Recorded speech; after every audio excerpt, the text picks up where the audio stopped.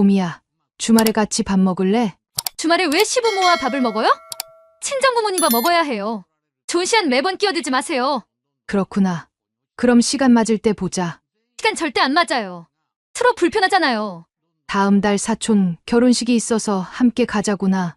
모두들 보고 싶어 해. 참, 어머니, 시댁은 해주는 것도 없으면서 바라는 건 많네요. 그런데 안 가요. 사촌 결혼식에 같이 가자는 게 바라는 게 많은 거니? 제발 각자 살아요. 아들이 결혼했으면 처갓집에 더 잘하도록 두셔야죠. 어느 시어머니와 며느리의 대화입니다. 이 집에는 도대체 어떤 일이 있는 걸까요?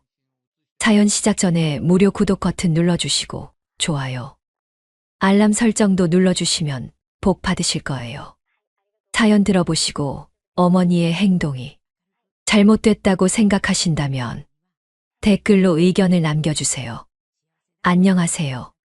저는 66세 윤영숙입니다.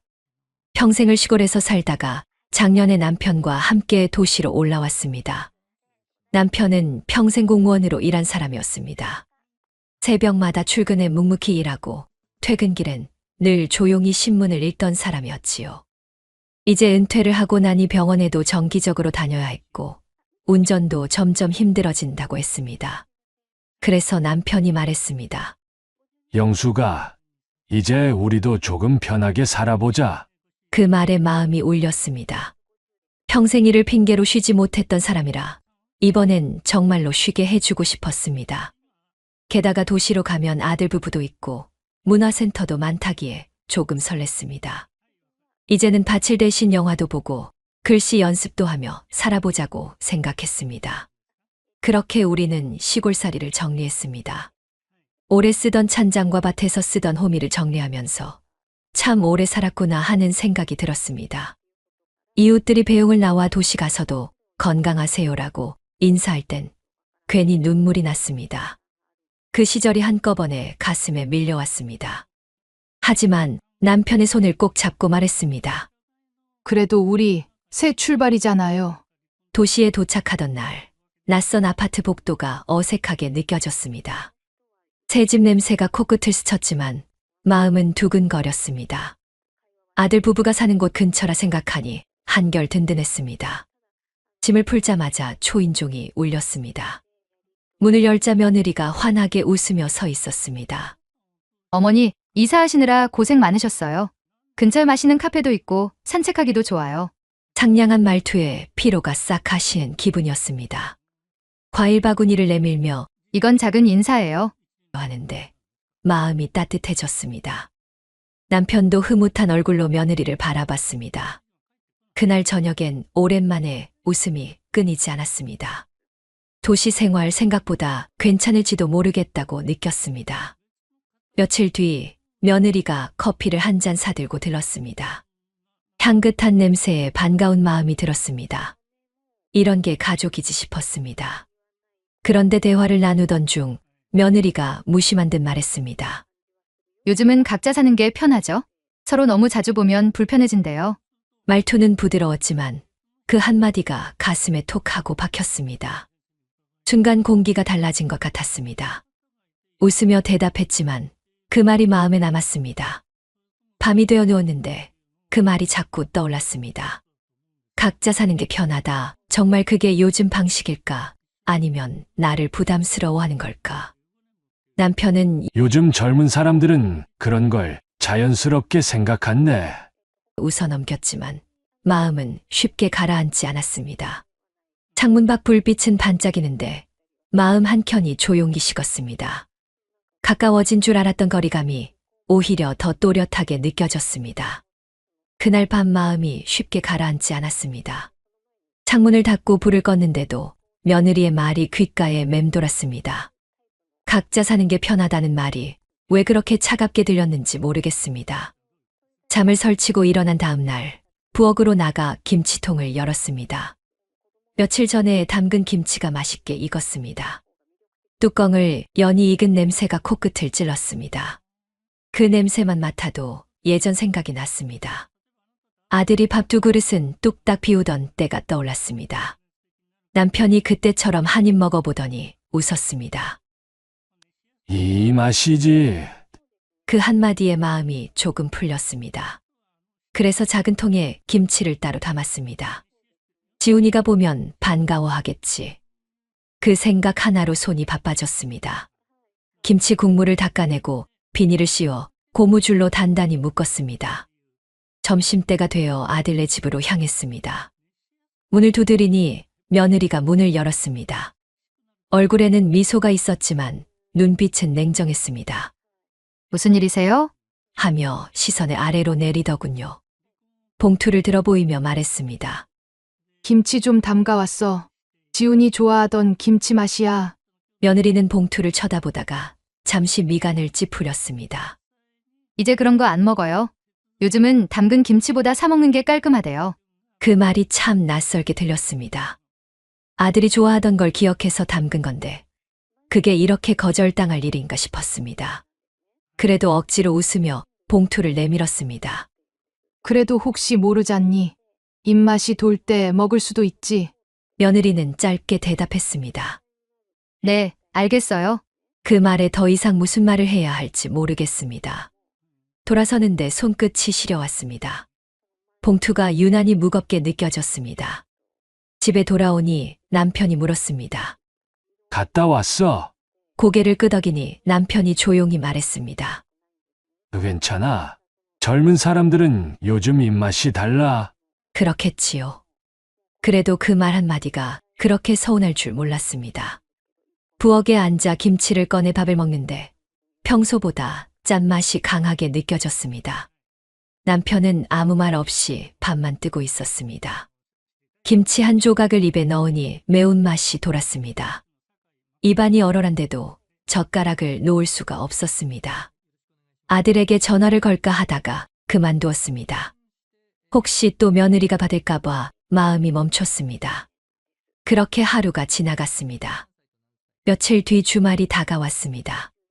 새로 생긴 국밥집이 맛있다고 해서 함께 가면 좋겠다고 생각했습니다.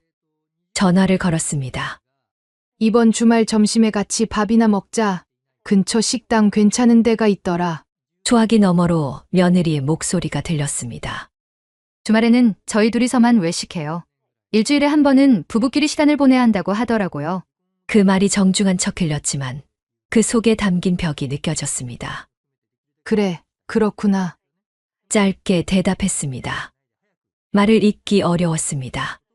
전화를 끊고 한참 동안 자리에 앉아 있었습니다.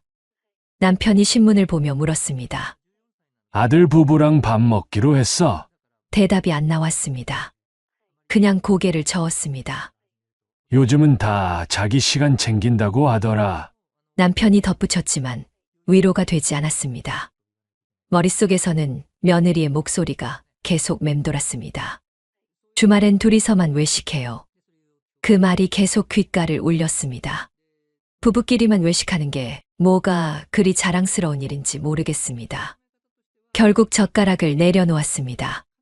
그날 저녁엔 밥맛이 없었습니다. 창밖의 불빛은 반짝였지만 마음속은 점점 식어갔습니다. 요즘 젊은 사람들은 그렇다고 스스로를 달래봤지만 그 말로는 도무지 위로가 되지 않았습니다. 가까이 있는 가족인데 마음은 왜 이렇게 멀게만 느껴질까요? 시간이 조금 흘렀습니다. 며느리와의 대화는 여전히 조심스러웠습니다.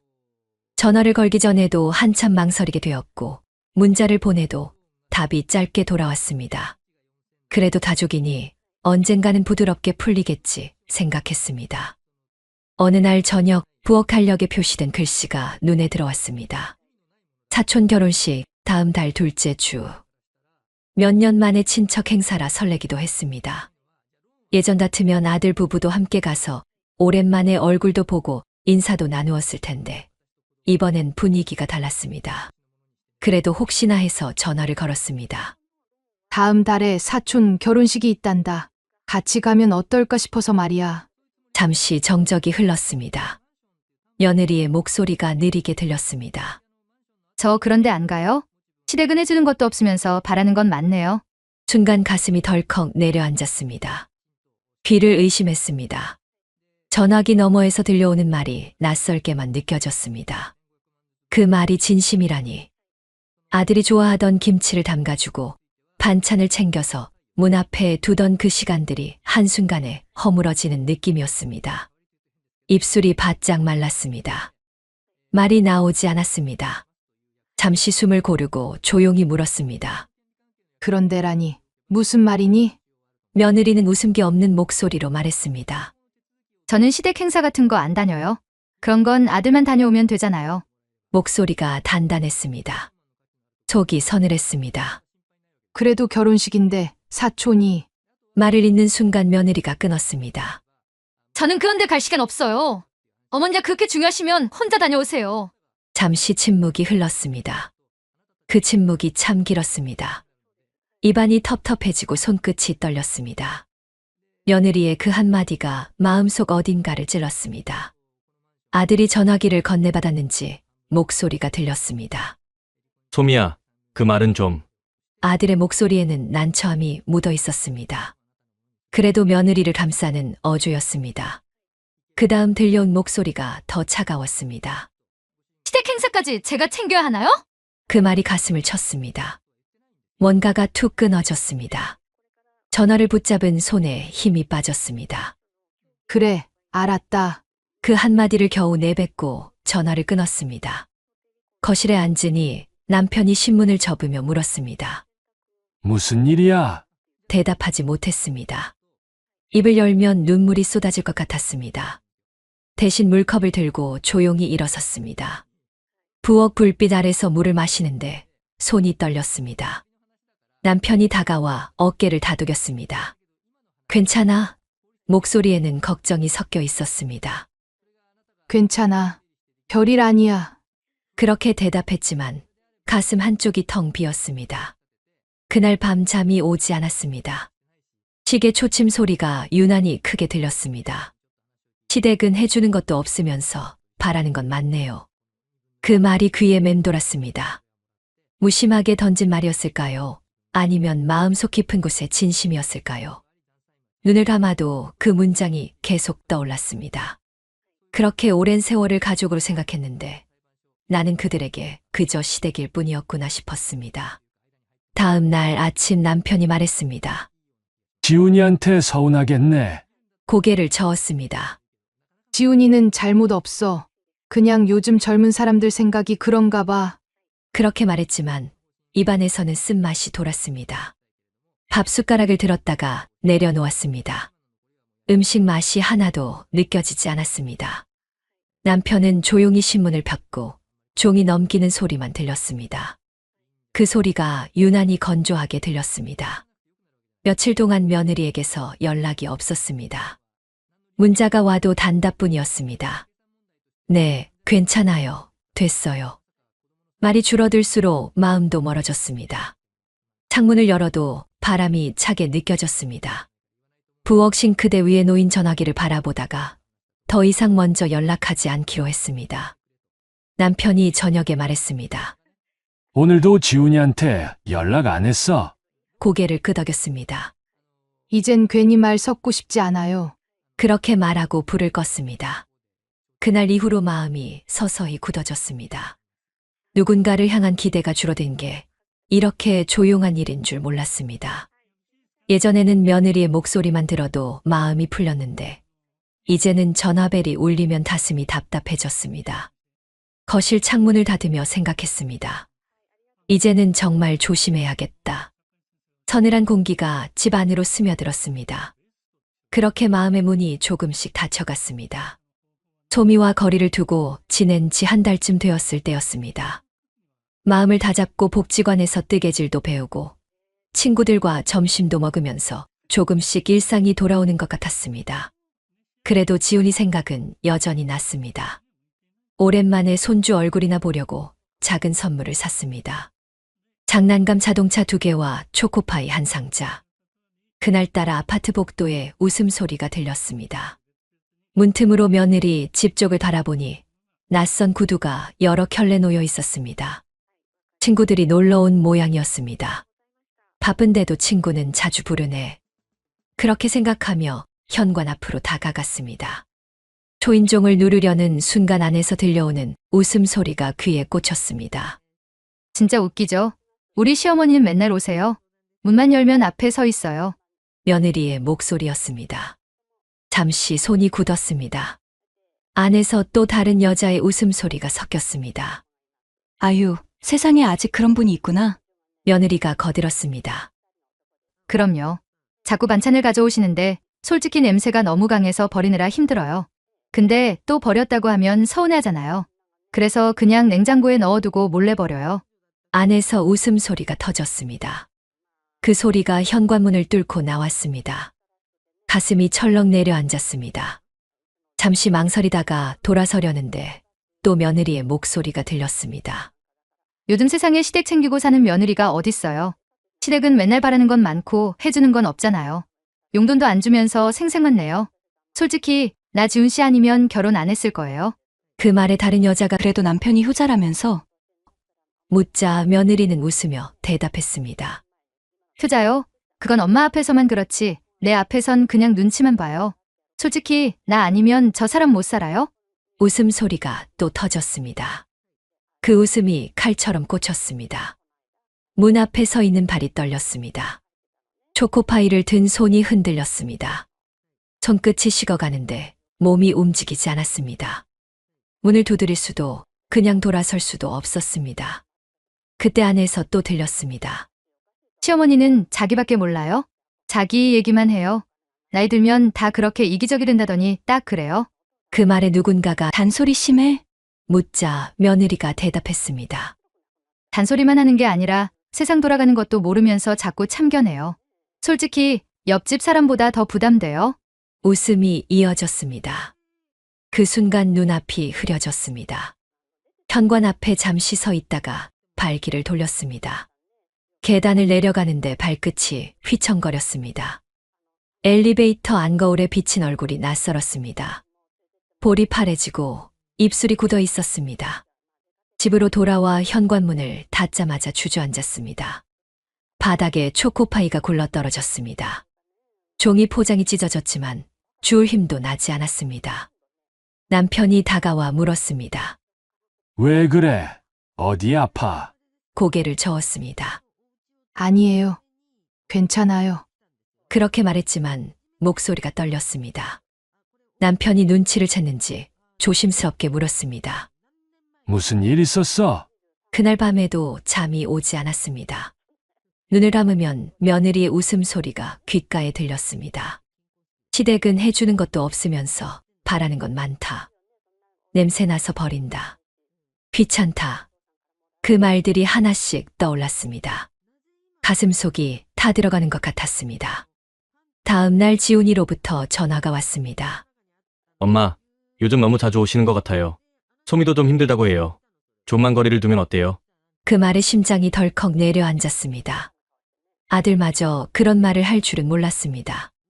소미가 옆에서 뭐라고 했는지 알 것도 같았습니다. 입술을 깨물었습니다. 그래, 알았다. 신경 안 쓸게. 그렇게 말하고 전화를 끊었습니다. 손에 쥔 전화기가 뜨겁게 느껴졌습니다. 그날 저녁 남편에게 말했습니다. 이제 정말 조심해야겠어요. 남편이 고개를 끄덕였습니다. 그게 좋겠지. 괜히 상처받지 말고. 하지만 그때의 조심은 단순한 인내가 아니었습니다. 마음속 깊은 곳에서 무언가가 움직이고 있었습니다. 참는 것도 한계가 있다는 걸 처음으로 느꼈습니다. 그리고 알았습니다. 이제부터는 나를 지키기 위해, 내 인생을 바로 세우기 위해 조심해야 한다는 것을. 마음이 서서히 식어갔습니다. 대신 이상하리만큼 머리는 맑아졌습니다. 이젠 감정이 아니라 계산으로 살아야겠다는 생각이 들었습니다. 그날 이후로 전화기를 쳐다보지 않았습니다. 손끝이 그 위로 가려다가 멈췄습니다. 전화를 걸면 또 상처받을 게 분명했습니다. 더는 그런 말들을 듣고 싶지 않았습니다. 반찬을 만들던 손도 멈췄습니다. 냉장고 안에 쌓여있던 통들을 하나씩 꺼내 버렸습니다. 김치통, 장조림, 미역국 재료들. 한동안 아들을 위해 준비하던 것들이었습니다. 이제는 그만두기로 했습니다. 이제 반찬은 필요 없지. 혼잣말을 하면서도 마음 한쪽이 시원했습니다. 제사도 손을 떼었습니다. 남편에게 말했습니다. 이젠 제사 준비도 그만하자고. 해도 고마워할 사람도 없잖아요. 남편은 잠시 생각하다가 조용히 고개를 끄덕였습니다. 그래, 이제 그만하자. 우리도 좀 쉬어야지. 그 말이 가슴에 닿았습니다. 마치 오래 묶여있던 끈이 끊어지는 기분이었습니다. 그동안 가족이라는 이름으로 얼마나 많은 걸 감내했는지 새삼 깨달았습니다. 며칠 동안은 적막했습니다. 집안이 유난히 조용했습니다. 그래도 이상하게 외롭지 않았습니다. 문득 창문을 열어 바람을 맞으니 마음이 시원했습니다. 그래, 이게 진짜 내 시간이구나. 그렇게 생각하니 웃음이 나왔습니다. 그날 오후 복지관에 등록했습니다. 평생 처음으로 제 이름으로 신청서를 썼습니다. 참여자 성명 윤영수. 글씨를 쓰는데 손이 떨렸지만 마음은 단단했습니다. 복지관에서는 뜨개질 반이 인기였습니다. 낯선 얼굴들 사이에 앉아 실 감는데 묘하게 따뜻했습니다. 그곳에서 미란 씨를 만났습니다. 밝은 인상이었고 먼저 말을 걸어주었습니다. 처음 오셨죠? 저는 혼자 살아서 여기 자주 와요. 그 말이 이상하게 위로가 되었습니다. 미란 씨는 세상사에 거침이 없었습니다. 내 고민을 듣더니 그런 며느리 신경 쓰지 말고 나처럼 살아봐요. 마음이 얼마나 편한데요. 그 한마디가 가슴에 들어왔습니다. 웃음이 났습니다. 그날 집으로 돌아오며 생각했습니다. 그래, 이제 나도 나답게 살아야겠다. 남편이 퇴근하듯 병원에서 돌아왔습니다. 오랜만에 표정이 편해 보였습니다. 오늘은 어디 다녀왔어? 묻길래 대답했습니다. 복지관에 다녀왔어요. 앞으로 매주 가려고요. 남편이 미소를 지었습니다. 좋네. 거기 가면 친구들도 생기겠지. 그 말에 마음이 놓였습니다. 그 후로는 하루하루가 다르게 흘렀습니다. 뜨개질도 익숙해지고 복지관 카페에서 커피를 마시며 사람들과 이야기하는 시간이 즐거웠습니다. 누군가의 눈치를 보지 않아도 되는 자유가 이렇게 가벼운 건 처음이었습니다. 어느 날 복지관에서 재산 상담 안내문을 받았습니다. 노후 자산 관리 프로그램 상담 무료. 잠시 망설였지만 상담실 문을 두드렸습니다. 상담사는 젊은 여성이었습니다. 명함에는 정수민이라는 이름이 적혀 있었습니다. 안녕하세요, 어르신. 어떤 일로 오셨어요? 묻길래 말했습니다. 그냥 앞으로 정리할 게 있어서요. 살아온 세월이 길다 보니 이젠 깔끔히 정리하고 싶어요. 수민 씨는 따뜻하게 웃었습니다. 아주 잘 오셨어요. 그런 결심을 하신 분들이 가장 현명하죠. 서류를 펼치며 하나씩 물었습니다. 혹시 재산은 어떻게 관리하고 계세요? 그 질문에 잠시 생각했습니다. 그동안 아들에게 넘겨줄 거라는 생각만 했습니다. 하지만 지금은 달랐습니다. 이젠 제 이름으로 두고 저와 남편을 위해서만 쓰려고요. 입 밖으로 나온 말이 낯설었지만 동시에 시원했습니다.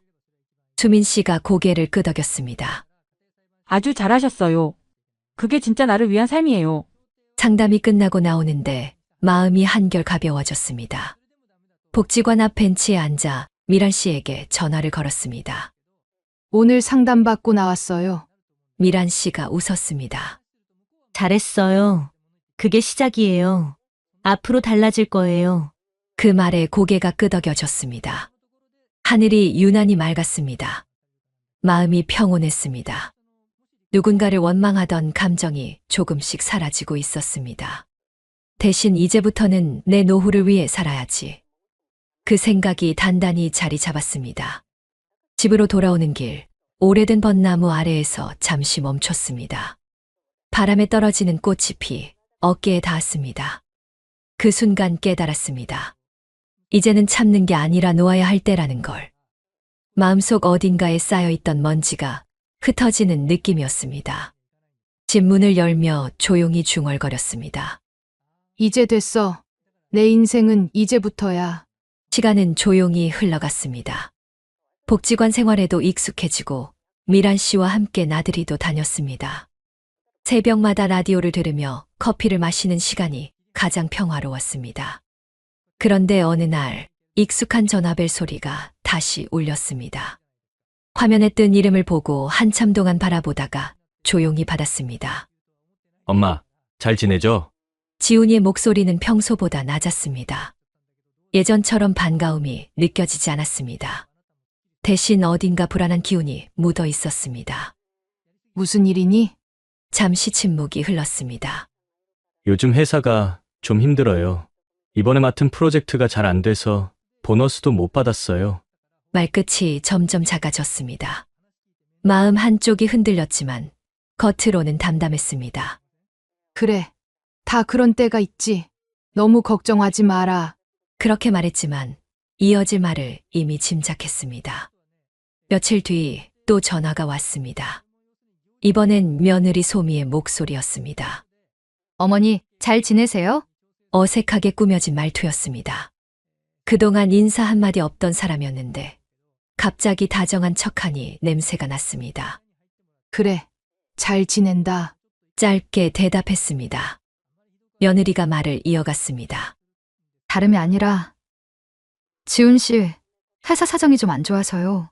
저희도 요즘 많이 빠듯하거든요. 순간 가슴이 서늘해졌습니다. 예상했던 말이 그대로 흘러나왔습니다. 잠깐만 좀 도와주실 수 있을까 해서요. 어머니께서 여유 있으시잖아요. 잠깐만이니까요. 목소리에는 간절함보다 계산이 묻어 있었습니다. 돈이 필요해서가 아니라 당연히 받을 수 있다고 믿는 태도였습니다. 요즘은 나도 여유가 없단다. 단호하게 대답했습니다. 순간 며느리의 목소리가 굳었습니다. 아니, 잠깐만이라니까요. 우리 사정 아시잖아요. 목소리에 짜증이 섞였습니다. 미안하지만 지금은 안 되겠다. 그렇게 말하고 전화를 끊었습니다. 그날 밤 아들이 다시 전화를 걸었습니다. 목소리가 한층 조심스러웠습니다. 엄마, 소미가 좀 서운했나 봐요. 그냥 잠깐만 빌려달라는 거였어요.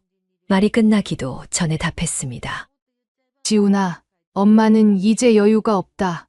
내가 알아서 해야지. 잠시 정적이 흘렀습니다. 그래도 아들이 더 말을 잇지 못했습니다. 결국 그가 내뱉은 말은 한숨뿐이었습니다. 알겠어요. 전화를 끊고 나서 마음이 흔들릴 줄 알았지만 이상하게 아무렇지도 않았습니다.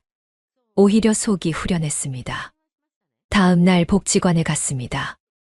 미란 씨가 물었습니다. 오늘 얼굴이 좋아 보이네. 무슨 일 있어요? 웃으며 대답했습니다. 이제야 진짜 독립한 기분이에요. 미란 씨가 손뼉을 쳤습니다. 잘했어요. 이제야 어른이네. 그 말에 웃음이 났습니다. 마음속에 쌓여있던 미련이 한순간에 사라졌습니다. 며느리 쪽에서는 더 이상 연락이 없었습니다. 대신 주변 사람들 이야기를 들었습니다. 며느리 직장에서 구조조정이 있었다고 했습니다. 계약직 몇 명이 정리됐고 그 안에 며느리 이름도 있었다고 했습니다. 그 소식을 듣고도 마음이 요동치지 않았습니다. 세상 일이란 원래 돌고 도는 법입니다. 남편에게 말했습니다. 소미 회사가 어려워졌대요. 남편은 신문에서 눈을 떼지 않은 채 말했습니다. 그래. 그런 일도 있지. 둘 다 더 이상 그 이야기를 하지 않았습니다. 며칠 뒤 우연히 마트 앞에서 며느리를 보았습니다. 얼굴이 창백했고 손에는 할인 스티커가 붙은 식재료가 들려 있었습니다. 눈이 마주쳤지만 며느리는 시선을 피했습니다. 그 뒷모습이 멀어질 때까지 서 있었습니다. 불쌍하다는 생각이 들지 않았습니다. 단지 차가운 바람만 느껴졌습니다. 집으로 돌아와 커피를 내렸습니다. 김이 오르는 잔을 보며 생각했습니다. 이제야 세상이 공평하구나. 그동안 참아온 세월, 무시당한 말, 억울했던 마음이 한꺼번에 정리되는 느낌이었습니다. 누군가는 불행이라 부를지 모르지만 내겐 정이었습니다. 밤이 되자 남편이 물었습니다. 지훈이한테 연락 안 올까? 대답했습니다. 이제는 그 애들이 알아서 하겠죠. 우리 인생은 우리가 챙겨야 해요. 남편이 미소를 지었습니다. 그래. 그게 맞지. 창밖을 보니 달빛이 환했습니다. 그 아래에서 묘한 평온이 마음을 덮었습니다. 복수는 거창한 게 아니었습니다.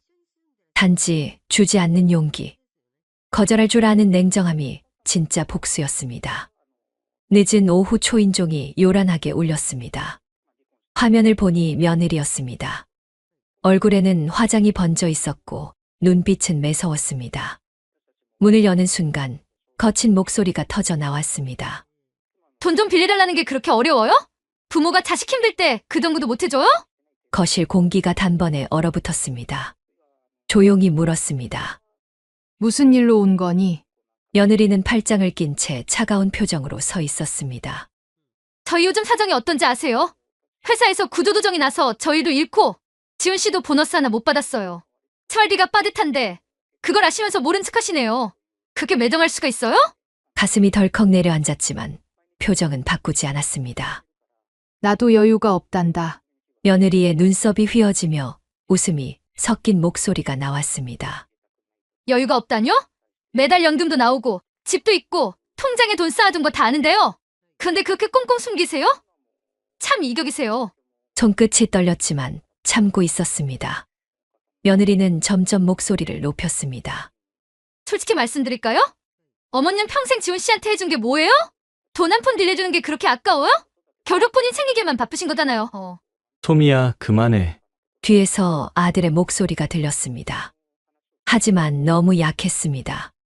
며느리가 고개를 획 돌렸습니다. 지훈 씨는 가만히 있어요. 평생 엄마 편만 들었잖아요. 그래서 지금도 이 모양이죠. 효도는 말로만 하지 진짜 필요할 때는 아무것도 못하잖아요.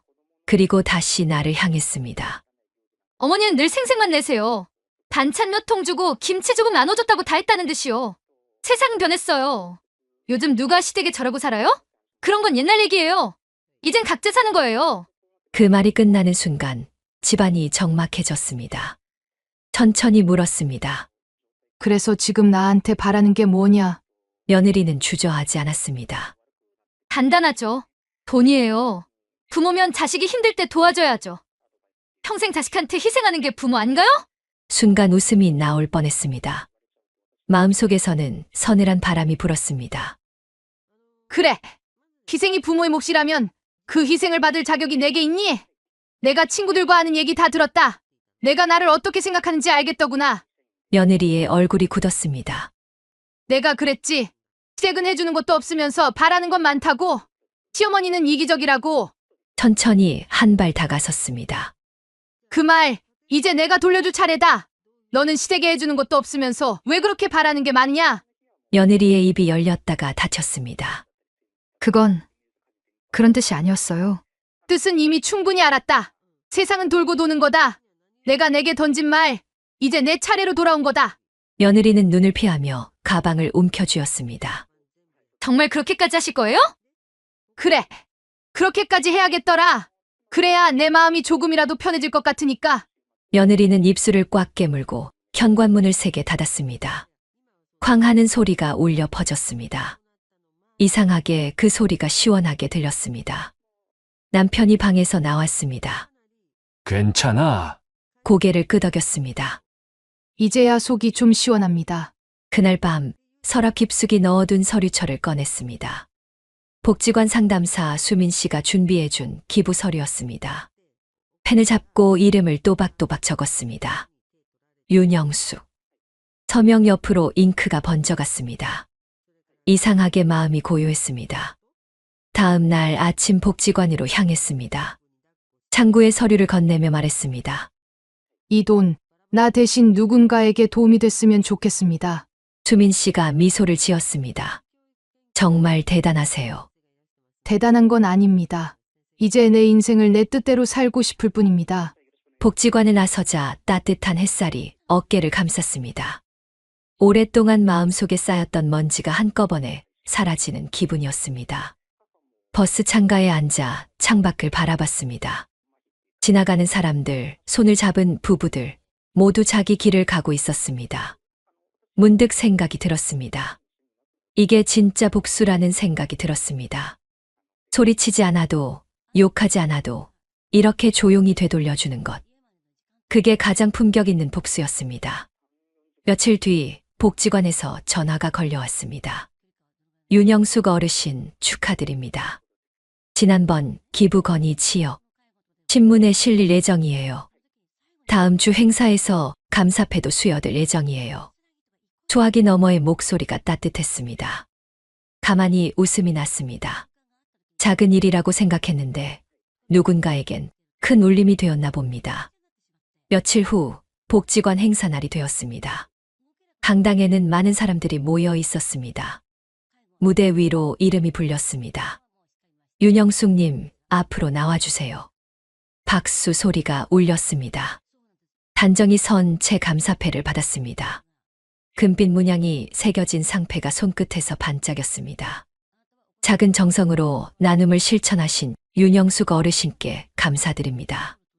사회자의 목소리가 스피커를 타고 울려 퍼졌습니다. 눈앞이 살짝 흐려졌습니다.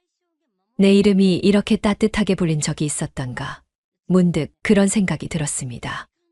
며칠 뒤 복지관 앞마당에서 친구 미란이 달려왔습니다. 봤어요. 신문에 나왔더라니까. 이제 진짜 인생 새로 사는 거예요. 미란의 말에 웃었습니다. 그냥 조용히 살려고요. 이제는 마음이 편하네요. 그 순간 마음 한켠이 시원하게 비워지는 느낌이 들었습니다. 하지만 같은 시각 아들 집에서는 전혀 다른 공기가 흐르고 있었습니다. 며느리 소미가 신문을 집어던졌습니다. 이게 뭐예요? 저 돈 우려 받아야 할 돈 아니었어요? 그동안 도와준 것도 없으면서 결국 자기 이름 남기려고 다 썼네요. 목소리가 날카롭게 튀어올랐습니다. 아들은 신문을 조용히 들여다봤습니다. 윤영숙이라는 이름, 그리고 환히 웃는 어머니의 사진이 눈에 들어왔습니다. 잠시 입을 열지 않았습니다. 지훈 씨, 왜 가만히 있어요? 그 돈이면 빚도 갚고 전세금도 올릴 수 있었잖아요. 근데 그걸 다 남주다니. 말이 돼요? 며느리의 목소리는 점점 커졌습니다. 아들은 고개를 들었습니다. 엄마가 그럴 만도 하지. 며느리의 얼굴이 굳었습니다. 뭐라고요? 엄마가 그렇게까지 하신 이유. 이제 알 것 같아. 그동안 우리가 한 말, 행동 솔직히 너무했잖아. 지훈 씨, 지금 그게 말이에요? 나까지 비난하려는 거예요? 비난이 아니라 현실을 말하는 거야. 엄마는 평생 참고 사셨고 우리는 그걸 이용했지. 엄마가 내린 결정은 이해돼. 아들의 목소리는 단호했습니다. 며느리의 눈빛이 흔들렸습니다. 당신 엄마 편 들면 나 진짜 가만 안 있어요. 이제 그런 말 듣고 싶지 않아. 짧은 대답이었지만 그 안에는 오랜 침묵의 균열이 있었습니다. 며느리는 신문을 구겨서 쓰레기통에 던졌습니다. 그러나 그 안에서도 윤영숙이라는 이름은 사라지지 않았습니다. 아들은 창밖을 내다봤습니다. 바람이 세차게 불고 있었습니다. 머릿속에 떠올랐습니다. 매번 집 앞에서 기다리던 어머니의 모습, 김치통을 들고 오던 손, 그리고 마지막에 남긴 단호한 말. 너는 시댁에 해주는 것도 없으면서 왜 그렇게 바라는 게 많으냐. 그 말이 가슴을 찔렀습니다. 며칠이 지나고 창밖에는 봄비가 조용히 내렸습니다. 아침에 복지관 다녀와서 따뜻한 차를 마시고 있는데 초인종이 울렸습니다. 화면을 보니 며느리였습니다. 눈이 붓고 얼굴이 상기돼 있었습니다. 잠시 망설이다가 문을 열었습니다. 며느리가 고개를 푹 숙인 채 들어왔습니다. 손에 조그만 봉투를 쥐고 있었습니다. 어머니, 죄송합니다. 며느리의 목소리가 떨렸습니다. 제가 잘못했어요. 그동안 너무 무례하게 굴었어요. 다시 잘할게요. 제발 이번 한 번만 용서해 주세요. 눈물이 볼을 타고 흘러내렸습니다. 고개를 숙인 채 울고 있는 모습이 안쓰럽기도 했지만 마음은 이상하게 차분했습니다. 이제 와서 왜 그러니? 목소리가 자연스레 낮게 깔렸습니다. 진심이 아니면 말하지 말아라. 말로 하는 후회는 아무 의미 없다. 며느리는 울먹이며 고개를 들었습니다. 정말이에요. 제가 너무 이기적이었어요. 어머니께 받은 게 얼마나 많은데. 그걸 몰랐어요. 남편이랑도 요즘 많이 싸웠어요. 다 제가 잘못한 거예요. 조용히 바라보았습니다. 그 말이 거짓인지 진심인지 굳이 따질 필요는 없었습니다. 마음의 문이 이미 닫혀 있었기 때문입니다. 소미야, 사람의 말은 쉽게 바뀌지만 마음은 하루아침에 돌아오지 않는다. 내가 진심이라면 행동으로 보여줘야 한다. 그리고 그건 내가 아니라 내 스스로에게 해야 할 일이야. 며느리는 말없이 고개를 끄덕였습니다. 손에 쥔 봉투를 내밀었습니다. 그동안 못 드린 생신 선물이에요. 받아주세요. 마음만 받을게. 봉투를 다시 그녀의 손에 쥐어주었습니다. 이제는 나보다 내 가정을 먼저 생각해라. 그리고 다시는 남을 낮춰보는 말 하지 마라. 그게 결국 내 자신을 무너뜨리는 일이니까. 며느리는 눈을 감으며 울었습니다. 짧은 인사 후 문을 닫고 나갔습니다. 현관 앞에는 그녀의 향수 냄새가 희미하게 남았습니다. 이상하게도 마음은 무겁지 않았습니다. 며칠 뒤 복지관에서 친구 미란을 만났습니다. 카페 모퉁이 자리에 앉아 커피를 마시며 이런저런 이야기를 나눴습니다. 미란이 웃으며 물었습니다. 그 며느리, 이제 좀 정신 차렸어요? 글쎄, 아직은 모르겠네. 그래도 울면서 사과는 하더라. 그럼 기분이 좀 시원하겠어요. 잔을 내려놓으며 미소 지었습니다. 기분이 시원하다기보단 세상이 원래 이렇게 돌아간다는 걸 새삼 느꼈어요. 남을 무시하면 결국 자신한테 돌아온다는 걸 알았겠지요. 미란이 고개를 끄덕였습니다. 당신은 참 대단해요. 그렇게 당하고도 원망 한마디 안 하잖아요. 이제는 원망할 힘도 아까워요. 그냥 흘러가게 두는 게 제일 평안하더라고요. 아침 햇살이 부드럽게 창문을 스쳤습니다. 복지관 친구들과 함께 떠나는 여행날이었습니다. 작은 가방에 옷가지를 넣고 현관문을 나섰습니다. 남편이 웃으며 손을 흔들었습니다. 조심해서 다녀와요. 고개를 끄덕이며 대답했습니다. 걱정 말아요. 이번엔 마음이 정말 가벼워요. 버스 정류장에는 이미 미란을 비롯한 복지관 친구들이 모여 있었습니다. 다들 들뜬 얼굴이었습니다. 영숙 씨, 오늘 날씨 봐요. 딱 여행 가기 좋은 날이에요. 미란이 손을 잡았습니다. 그러게요. 하늘이 이렇게 맑은 건 참 오랜만이에요. 버스가 천천히 출발했습니다. 창가에 앉아 바깥 풍경을 바라봤습니다. 도시의 빌딩이 점점 작아지고 멀리 산이 보이기 시작했습니다. 2시간을 달려 도착한 곳은 바닷가였습니다. 바람에 소금 냄새가 섞여 있었습니다. 모래사장을 밟으니 발끝이 따뜻했습니다. 미란이 말했습니다. 이 바다 참 오래간만이지요. 그러게요. 예전에는 이런 여유가 있는 삶이 부러웠는데 이제는 직접 누리게 되었네요. 서로 웃었습니다. 점심을 마친 뒤 친구들이 기념사진을 찍자고 했습니다. 다 함께 바다를 등지고 섰습니다. 카메라 셔터가 눌리는 순간 마음 한켠에서 오래 묵은 기억들이 떠올랐습니다. 처음 도시로 올라왔던 날, 며느리의 차가운 말투, 그 긴 세월의 서운함. 하지만 이상하게도 그 모든 장면이 이제는 멀게 느껴졌습니다. 미란이 물었습니다. 기분이 어때요? 영숙 씨? 그냥 좋아요. 정말 오랜만에 아무 생각 없이 웃고 있네요. 그게 바로 행복이죠. 해가 지기 시작했습니다. 바다 위로 붉은 노을이 천천히 퍼졌습니다. 물결이 반짝이며 하늘빛을 비췄습니다. 바람이 머리카락을 살짝 스치고 지나갔습니다.